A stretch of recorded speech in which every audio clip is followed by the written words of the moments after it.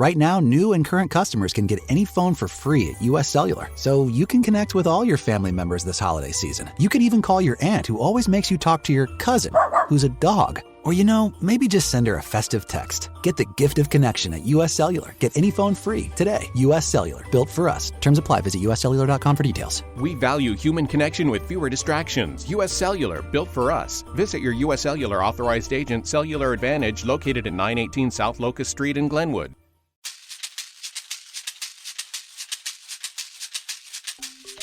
Hi, my name is Richard Dix, and this is How Did That Happen? A podcast where I look at everyday things or events and try to figure out how they came to be. Every week I will research one topic, and by the end of the episode, I hope to truly have the answer to the question, how did that happen?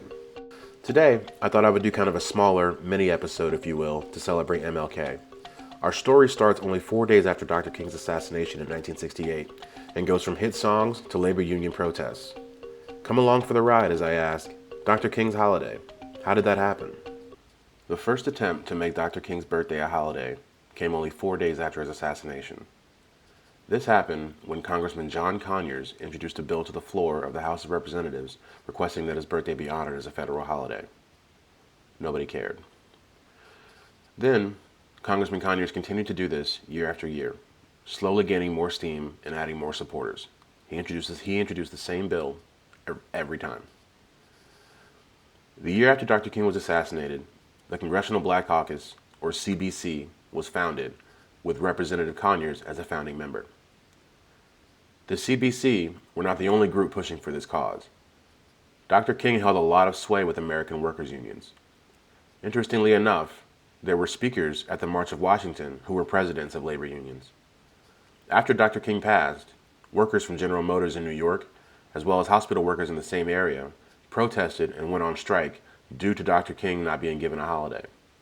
It is often forgotten, but Dr. King was assassinated while on a trip to Memphis to support a strike by the members of the American Federation of State, County, and Municipal Employees.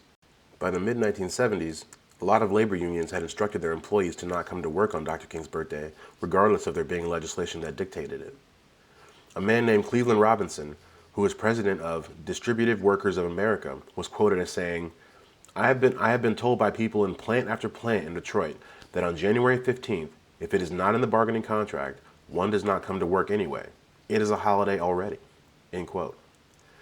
After 11 years bouncing around in Congress, the bill finally came up for a vote, and it was defeated by 5 votes, despite the support of then-President Jimmy Carter. The cause gained more help in the way of Stevie Wonder, who created a song called Happy Birthday, which is still a hit today, and dedicated it to the movement for creating Dr. King's birthday as a holiday. Mr. Wonder was quoted as saying, I had a vision of the Martin Luther King Jr. birthday as a holiday. I saw it. I imagined it. I wrote about it because I imagined it, and I saw it, and believed it. End quote. There were many protests and rallies concerning Dr. King's birthday becoming a holiday, including a replication of Dr. King's March on Washington 15 years after his death.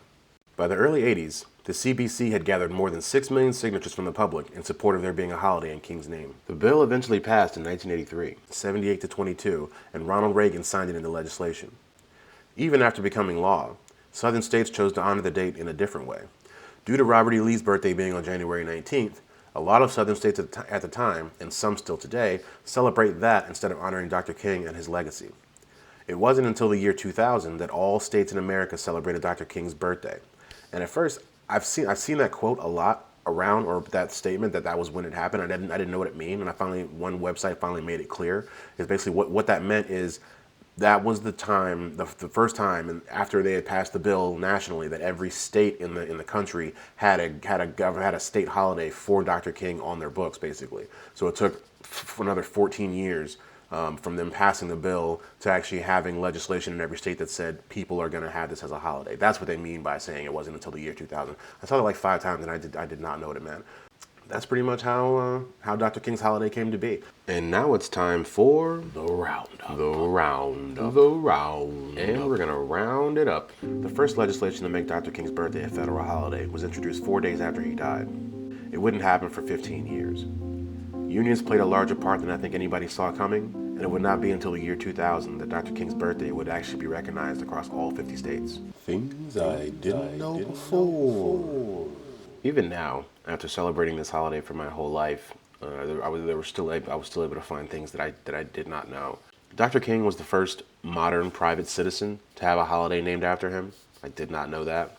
The bill to make his birthday a holiday was introduced only 4 days after he died. I think a lot of, like, if you had asked me, I would have just assumed it happened in the 70s.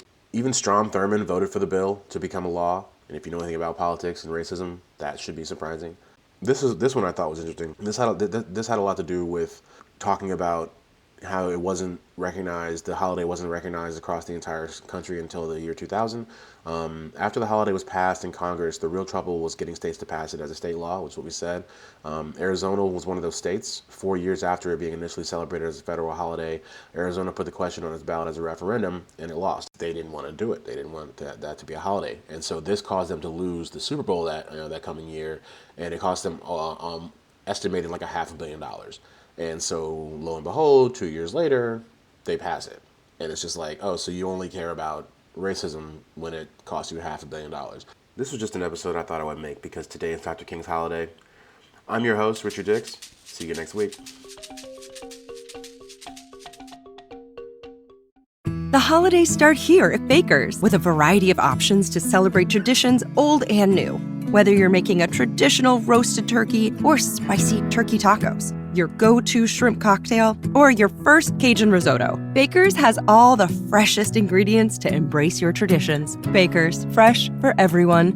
We've locked in low prices to help you save big store-wide. Look for the locked in low prices tags and enjoy extra savings throughout the store. Baker's, fresh for everyone. The holidays start here at Baker's with a variety of options to celebrate traditions old and new. Whether you're making a traditional roasted turkey or spicy turkey tacos, your go-to shrimp cocktail, or your first Cajun risotto, Baker's has all the freshest ingredients to embrace your traditions. Baker's, fresh for everyone. Choose from a great selection of digital coupons and use them up to 5 times in one transaction. Check our app for details. Baker's, fresh for everyone.